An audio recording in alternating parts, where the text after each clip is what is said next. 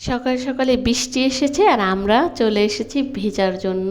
Hello everyone, আসসালামু আলাইকুম। কেমন আছো তোমরা সবাই? আশা করছি আল্লাহর রহমতে তোমরা সবাই অনেক ভালো আছো। আমি আলহামদুলিল্লাহ অনেক ভালো আছি। তো এই যে ভিজা শেষ, এখন হচ্ছে একটু গাছের কাছে যাচ্ছি আর গাছ থেকে ফিরে গিয়ে অনেক সুন্দর আজকে একটা রেসিপি করব।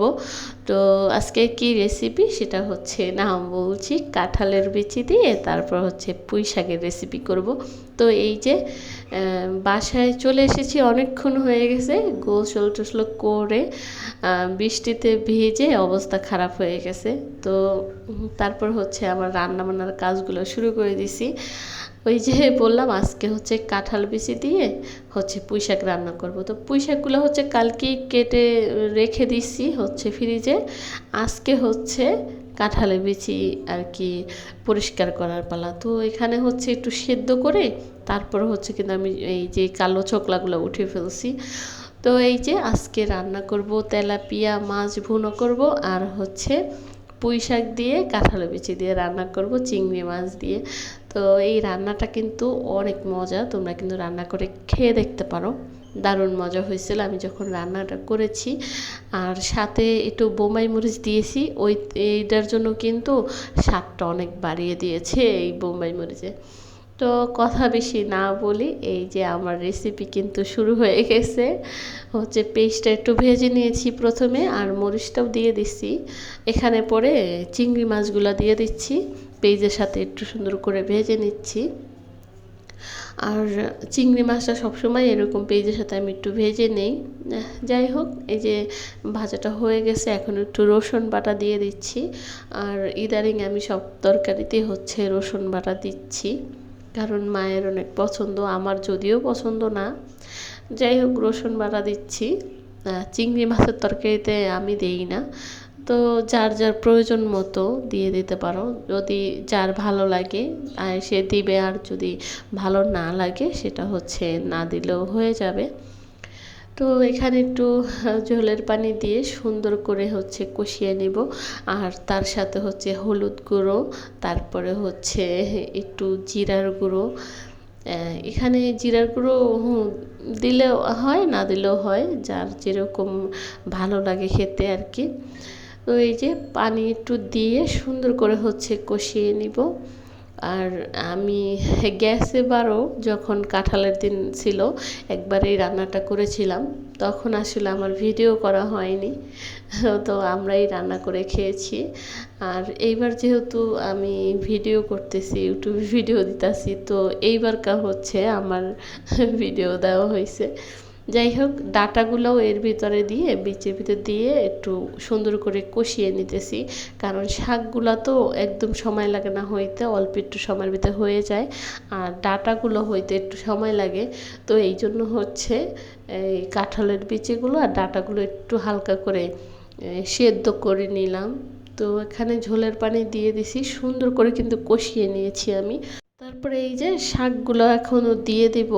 আর কালকে যখন আর কি কেটে রেখেছি, এই জন্য না শাকগুলো একটু কালো কালো হয়ে গেছে। তো এতক্ষণ আমি ধুয়ে পানি ঝরাইতে রেখে দিছিলাম। তো এই যে শাকগুলো দিয়ে এখন হচ্ছে ঢেকে দিব। আর একটু পরেই এই যে 5-7 মিনিট পরে আমার শাকের এই অবস্থা, কারণ যখন আমি এই কাঁঠালের বিচি আর হচ্ছে ডাঁটাটা কষিয়ে নিয়েছি না, তখনই প্রায় সেদ্ধ হয়ে গেছে। আর এখন ওই যে আর অল্প একটু হচ্ছে আমি ঝোলটা কমিয়ে তারপরে হচ্ছে রেখে দেব। আর আমার হচ্ছে শাক রান্নাটা একদম কিন্তু হয়ে গেছে। তো চুলাটা আমি এখন অফ করে দেব। তারপরে এইদিকে আবার হচ্ছে মাছগুলো ভেজে নিছি, তেলাপিয়া মাছ রান্না করব।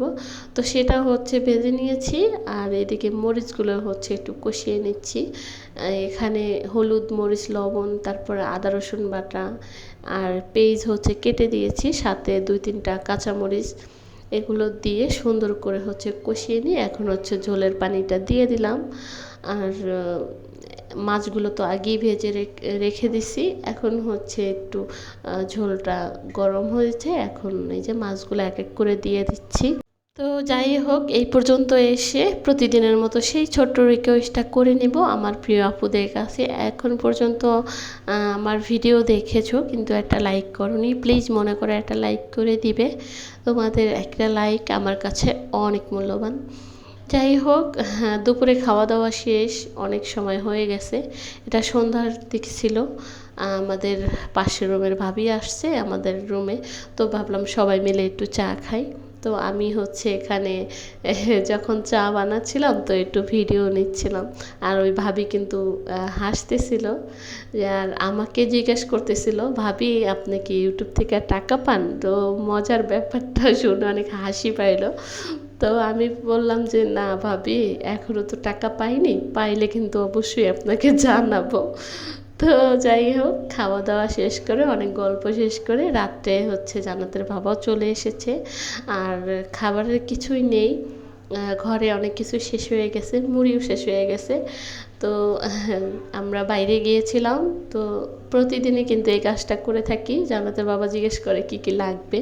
তো আমি যা যা আর কি মনে পড়ে তখন কই, মনে যখন না পড়ে তো না কই। তো ড্রাই কেক আর হচ্ছে এখানে টোস্ট বিস্কিটগুলো খেতে মজা, তো এগুলো হচ্ছে নিয়ে আসছি। আর ড্রাই কেক জান্নাত খেতে পছন্দ করে, দুই একটা হাতে দিলে খায়, আবার এই টোস্টগুলোও ভালো, এগুলোও দুই একটা দিলে খেতে চায়।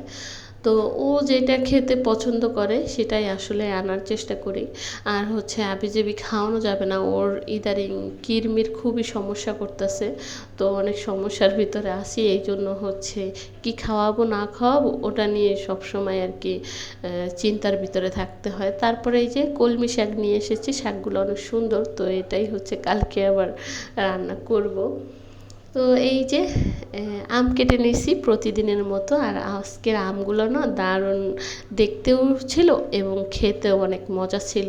তো আমি হচ্ছে সুন্দর করে একটু কেটে কুটে নিয়ে এখন হচ্ছে চলে এসেছে। তো আমাদের খাওয়া শেষ, আমরা হচ্ছে আম খেয়েছি, বাবু কিছু খাবে না তাই কি হয়, তার বাবা বলে ড্রাগন খেতে দিতে। তো একবার শুনেছে তখন বলতেছিল বারবার ড্রাগন ড্রাগন, তাকে হচ্ছে কেটে দিছি, এখন ওই যে খায় না কিন্তু দুষ্টামি করে। যাই হোক, এখানেই বিদায় নেব, সবাই ভালো থাকো, আল্লাহ হাফেজ।